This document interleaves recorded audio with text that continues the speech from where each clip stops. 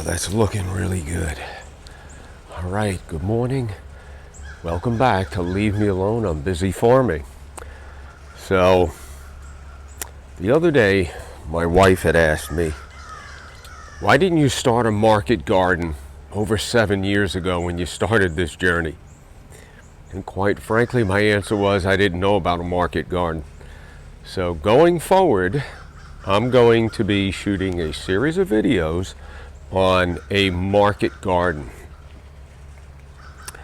By definition, a market garden is a small space to grow fruits and vegetables, and they range from maybe 1/8 of an acre up to an acre, acre and a half for sale. This series is going to be dedicated to a home market garden where we're going to apply the same techniques that the farmers grow that are actually making a living. So this is about for our consumption and whoever you'd like to share with. It's not for resale or wholesale. We're going to talk about the tools necessary to maintain your market garden, how to set it up. You just saw me using a wire hoe. This is to help with weed control. You cultivate the garden bed before the weeds have a chance to really grow, take over, and go to seed. All right, how many of you all remember Primo? That's right, my producer, director. All right, on a serious note, this is just an intro into the new series of videos where I'm going to be talking about how to establish a market garden bed. My beds are 30 inches wide. I have a 14-inch path in between, but the tools that you're going to use, the basic hand tools, they're really designed to maintain these type of beds and keep a weed-free market garden.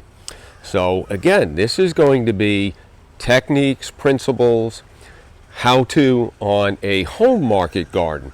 So I've done a lot of reading on the market garden, no-till, minimal till, no dig, and now I'm applying those techniques to my market garden and also my Birdie's raised garden beds. And I would venture to say that these techniques, principles, some of the tools you can use in a conventional garden, any type of raised garden bed, or if you're going to do a raised garden bed like this here for the home market gardener. So that's kind of what we're going to be doing going forward. I will take you inside the greenhouse real quick. I've moved all my Birdie's raised garden beds in there with the exception of one that still has some sweet potatoes. I did a lot of work here rearranging everything. Again, a topic for another video. I just wanted to put something out because it's been a while.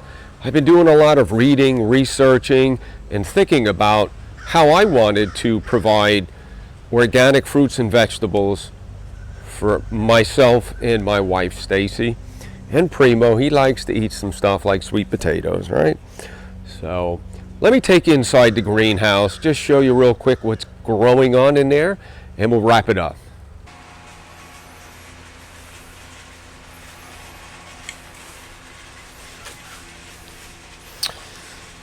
I'm just thrilled with the results of using a wire hoe to maintain and control, shouldn't say maintain, to maintain the Birdie's raised garden bed, but also control the weeds.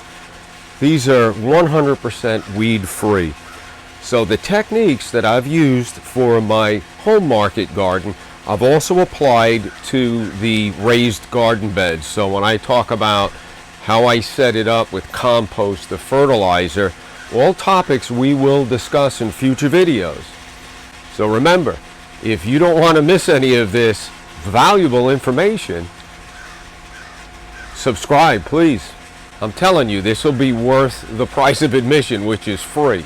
You just have to subscribe. All right, as I said, this is just an introduction in a series, or for a series of gardening techniques that's based on the principles of a market garden. So I'm going to cover a lot of what I'm going to say really valuable information on techniques, exactly what I'm doing as far as how I prepped the beds or the beds outside, the type of fertilizer, the amount. Most of this was done with a direct sowing method. That was by accident because my seedlings that I started, I had about 250. They all failed, too hot, various things. We'll get more into that. But again, this is going to be valuable information if you really want to know how to grow organic fruits and vegetables for you and your family. I think now more than ever it's important. So subscribe. You're not going to want to miss out on the information I'm going to provide going forward. Thanks for watching. Please give us a like and share. We'll see you soon with the first in the series of these videos. Thanks for watching.